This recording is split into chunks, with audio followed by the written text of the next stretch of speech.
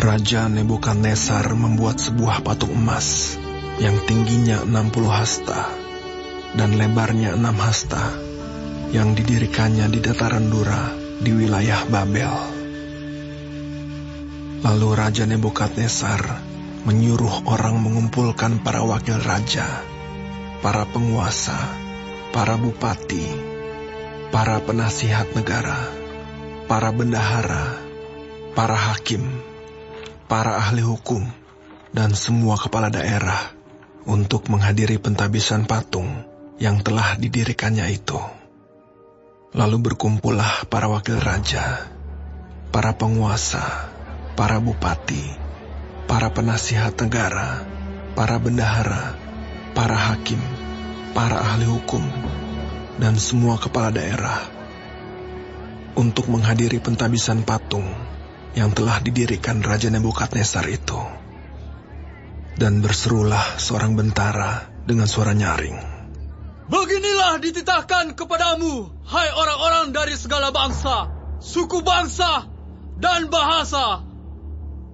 Demi kamu mendengar bunyi sangkakala, seruling, kecapi, rebab, gambus, serdam, dan berbagai-bagai jenis bunyi-bunyian, maka haruslah kamu sujud menyembah patung yang telah didirikan Raja Nebukadnezar itu. Siapa yang tidak sujud menyembah akan dicampakkan seketika itu juga ke dalam perapian yang menyala-nyala." Sebab itu, demi segala bangsa mendengar bunyi sangkakala, seruling, kecapi, rebab, gambus, dan berbagai-bagai jenis bunyi-bunyian, maka sujudlah orang-orang dari segala bangsa, suku bangsa, dan bahasa, dan menyembah patung emas yang telah didirikan Raja Nebukadnezar itu. Pada waktu itu juga, tampillah beberapa orang Kasdim menuduh orang Yahudi. Berkatalah mereka kepada Raja Nebukadnezar, "Ya Raja, kekalah hidup Tuanku. Tuanku Raja telah mengeluarkan titah bahwa setiap orang yang mendengar bunyi sangkakala, seruling, kecapi, rebab, gambus, serdam, dan berbagai-bagai jenis bunyi-bunyian harus sujud menyembah patung emas itu. Dan bahwa siapa yang tidak sujud menyembah akan dicampakkan ke dalam perapian yang menyala-nyala." Ada beberapa orang Yahudi yang kepada mereka telah Tuanku berikan pemerintahan atas wilayah Babel, yakni Sadrak, Mesak, dan Abednego. Orang-orang ini tidak mengindahkan titah Tuanku, ya Raja. Mereka tidak memuja dewa Tuanku dan tidak menyembah patung emas yang telah Tuanku dirikan. Sesudah itu, Nebukadnezar memerintahkan dalam marahnya dan geramnya untuk membawa Sadrak, Mesak, dan Abednego menghadap. Setelah orang-orang itu dibawa menghadap raja, berkatalah Nebukadnezar kepada mereka, "Apakah benar, hai Sadrak, Mesak, dan Abednego, bahwa kamu tidak memuja dewaku dan tidak menyembah patung emas yang kudirikan itu? Sekarang, jika kamu bersedia, demi kamu mendengar bunyi sangkakala, seruling, kecapi, rebab, gambus, serdam, dan berbagai-bagai jenis bunyi-bunyian, sujudlah menyembah patung yang kubuat itu. Tetapi jika kamu tidak menyembah, kamu akan dicampakkan seketika itu juga ke dalam perapian yang menyala-nyala. Dan dewa manakah yang dapat melepaskan kamu dari dalam tanganku?" Lalu Sadrak, Mesak, dan Abednego menjawab Raja Nebukadnezar, "Tidak ada gunanya kami memberi jawab kepada Tuanku dalam hal ini. Jika Allah kami yang kami puja sanggup melepaskan kami, maka Ia akan melepaskan kami dari perapian yang menyala-nyala itu, dan dari dalam tangan-Mu, ya Raja. Tetapi seandainya tidak, hendaklah tuanku mengetahui, ya Raja, bahwa kami tidak akan memuja dewa tuanku, dan tidak akan menyembah patung emas yang tuanku dirikan itu. Maka meluaplah kegeraman Nebukadnezar. Air mukanya berubah terhadap Sadrak, Mesak, dan Abednego. Lalu diperintahkannya supaya perapian itu dibuat 7 kali lebih panas dari yang biasa.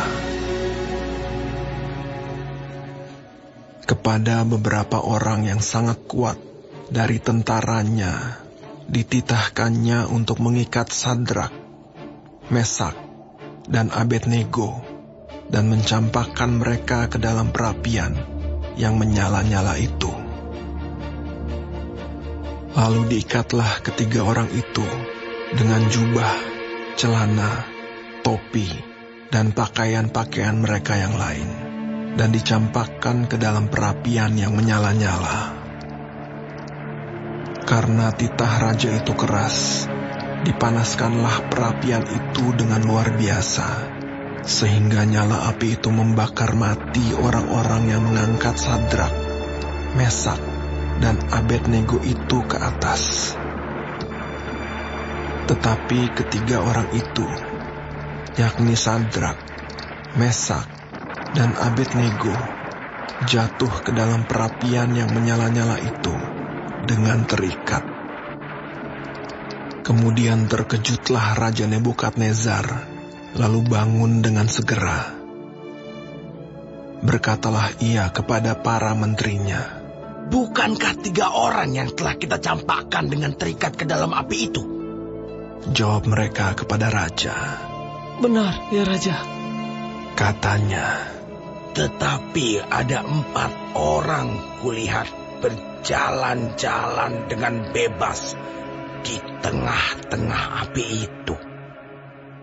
Mereka tidak terluka, dan yang keempat itu rupanya seperti anak dewa." Lalu Nebukadnezar mendekati pintu perapian yang bernyala-nyala itu.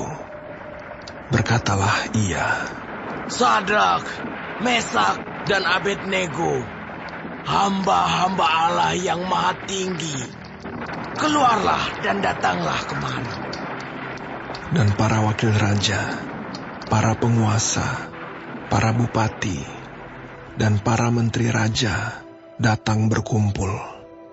Mereka melihat bahwa tubuh orang-orang ini tidak mempan oleh api itu, bahwa rambut di kepala mereka tidak hangus, jubah mereka tidak berubah apa-apa, bahkan bau kebakaran pun tidak ada pada mereka. Berkatalah Nebukadnezar, "Terpujilah Allahnya Sadrak, Mesak, dan Abednego. Ia telah mengutus malaikatnya dan melepaskan hamba-hambanya yang telah menaruh percaya kepadanya dan melanggar titah raja, dan yang menyerahkan tubuh mereka karena mereka tidak mau memuja dan menyembah Allah manapun kecuali Allah mereka.